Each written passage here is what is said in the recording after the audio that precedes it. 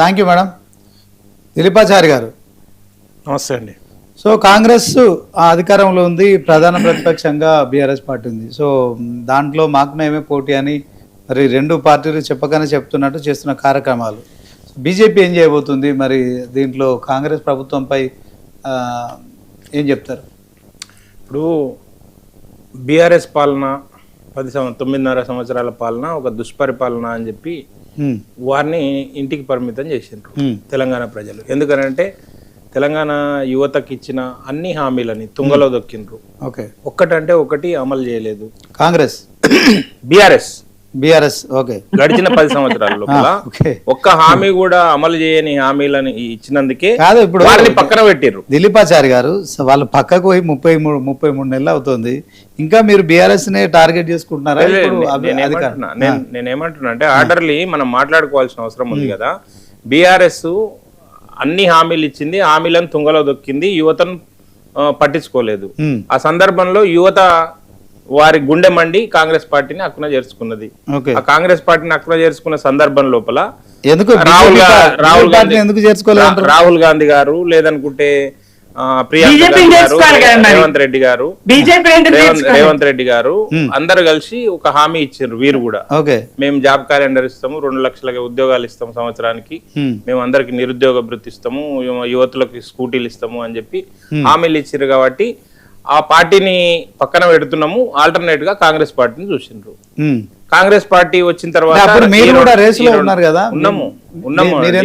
మేము అలవిగాని హామీలు ఇవ్వలేదు, మేము అలవిగాని హామీలు ఇచ్చి మేము అందలాలు ఎక్కాలని ఆలోచన చేయలేదు. కాబట్టి మేము చేసే కార్యక్రమాల గురించి చెప్పినాం. సరే, ఆల్టర్నేట్ గా కాంగ్రెస్ కనిపించింది. ఆ సందర్భం లోపల కాంగ్రెస్ ని అక్కడ చేర్చుకున్నారు. కానీ ప్రజాపాలన చేస్తామని చెప్పారు.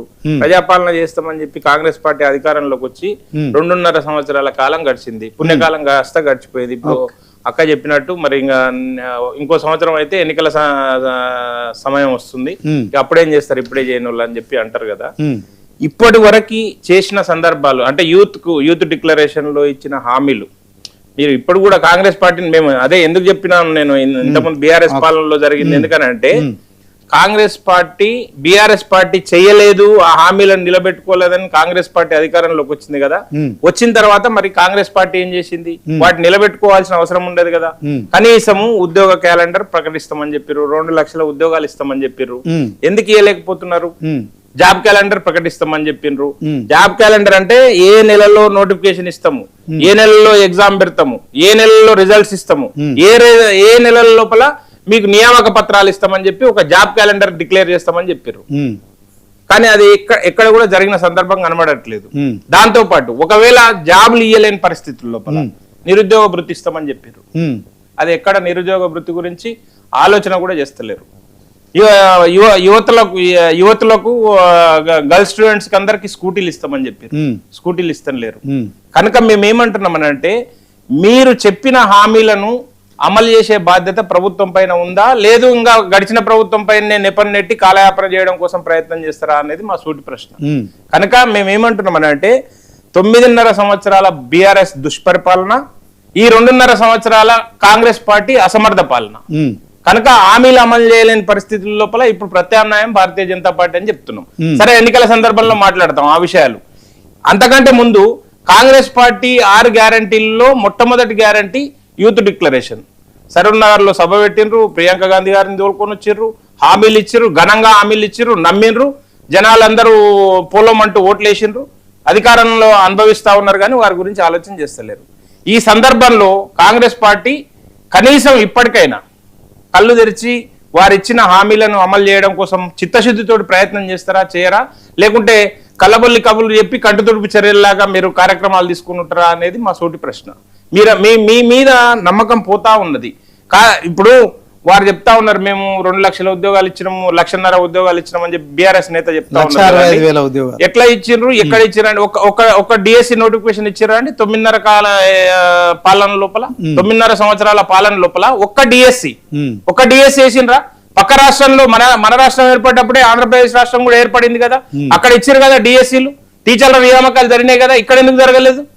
కనుక మీరు ఎందుకు ఇప్పుడు కొత్తగా కేటీఆర్ వచ్చి నేను సమరబేరి యువత తరపున యువబేరి పెడతా, నేను సమరబేరి చేస్తా నేను అని అంటే నువ్వు చెప్పిన డిక్లరేషన్, నువ్వు చెప్పిన హామీల గురించి 9.5 సంవత్సరాల్లో ఏం చేసినావు, ఏం బాధ్యత తీసుకున్నావు? ఇప్పుడు వచ్చి తగుదనమ్మా అని చెప్పి నేను మళ్ళీ వాళ్ళ తరపున వచ్చి నేను పోరాటం చేస్తా అని చెప్తే యువత నమ్మే పరిస్థితిలో ఉన్నారా? అంతెందుకండి, ఎన్నికల సందర్భంలో ఎన్నికలకు నోటిఫికేషన్ వచ్చే 3 నెలల ముందులో అక్కడ చిక్కడపల్లి అశోక్ నగర్ దగ్గర ఒక అమ్మాయి ఆత్మహత్య చేసుకుంటే ఆ అమ్మాయి అభ్యర్థే కాదని చెప్పి డిక్లేర్ చేసిండు కేటీఆర్ గారు. ఇంత దారుణంగా వన్ సైడ్ బుల్డోజ్ చేసి యువతను బుల్డోజ్ చేసి వాళ్ళని భయభ్రాంతులకు గురి చేసి ఎక్కడ గొంతెత్తకుండా చేసిండ్రు. ఏ కార్యక్రమం కూడా చేసిన సందర్భంలో ఇప్పుడు తగుదనమ్మా వచ్చి అని బీఆర్ఎస్ పార్టీ వస్తే యువత హక్కున చేర్చుకోవడానికి అవకాశం. దిలీపాచారి గారు, మేము ఏమంటున్నాము, దిలీపాచారి గారు మీరు ప్రతిపక్షంలో ఉన్నారు, నేను ఒక మాట అడుగుతాను. బీఆర్ఎస్ కూడా ప్రతిపక్షంలో ఉంది. సో మీరు పోరాటం చేయాల్సింది ప్రభుత్వం పైన. ఒకసారి కళా సుజాత గారితో మాట్లాడదాం, ఆమె కూడా కంప్లీట్ చేయనియండి. శ్రీనివాస్ గారు, నేను ఏమంటున్నానంటే బీఆర్ఎస్ పార్టీని ఇర్రెలవెంట్ పార్టీ అని చెప్పి తెలంగాణ సమాజం నిర్ధారణకు వచ్చింది.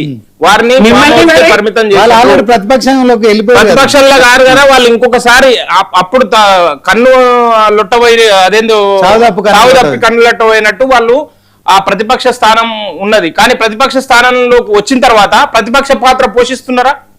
ఎక్కడ ప్రతిపక్ష పాత్ర పోషిస్తున్నారు? ఆ నాయకుడు అసెంబ్లీకి వస్తున్నాడా? ఇట్లాంటి ఈ కార్యక్రమాలు అదే నేనేమంటున్నానంటే నీ వైఫల్యాలను నీవు ముందు ఒప్పుకో. నువ్వు ఎందుకు డిఎస్సీ చేయలేదు, నువ్వెందుకు నిరుద్యోగ వృత్తి చేయలేదు, నువ్వు ఉద్యోగ కల్పన ఎందుకు చేయలేదు, నువ్వు 10 సంవత్సరాల కాలంలో చేసిన తప్పులను ఒప్పుకొని చెంపలేసుకొని ప్రజల ముందుకు రా. ఇప్పుడు అవన్నీ ఏం తెలియకుండా మేము అమాయకంగా నేను వచ్చి నేను అన్ని అడ్డుకుంటా, నేను అది చేస్తా ఇది చేస్తా, మీ తరపున పోరాటం చేస్తా అని చెప్పి కబుర్లు ఎందుకు చెప్తున్నారు అని చెప్తున్నా. అది ఓట్ల రాజకీయం కాదా? నేను సూటిగా ప్రశ్నిస్తున్నా. Right, okay, 1 minute. కళా సుజాత గారు, గుడ్ ఈవినింగ్ అండి. Good evening madam. మొత్తానికి అయితే మరి బీఆర్ఎస్ పార్టీ యువ సంగ్రామ సదస్సు నిర్వహిస్తోంది. యూత్ను తర్వాత నిరుద్యోగులందరినీ కూడా ఏదైతే ప్రియాంక గాంధీ గారు ఇచ్చిరో ఆ యూత్ డిక్లరేషన్ మీద ఒక పోరాటానికి వేదిక రేపు చేస్తోంది. దాని పట్ల మీరేం చెప్తారు? గుడ్ ఈవినింగ్ అండి. 99 టీవీకి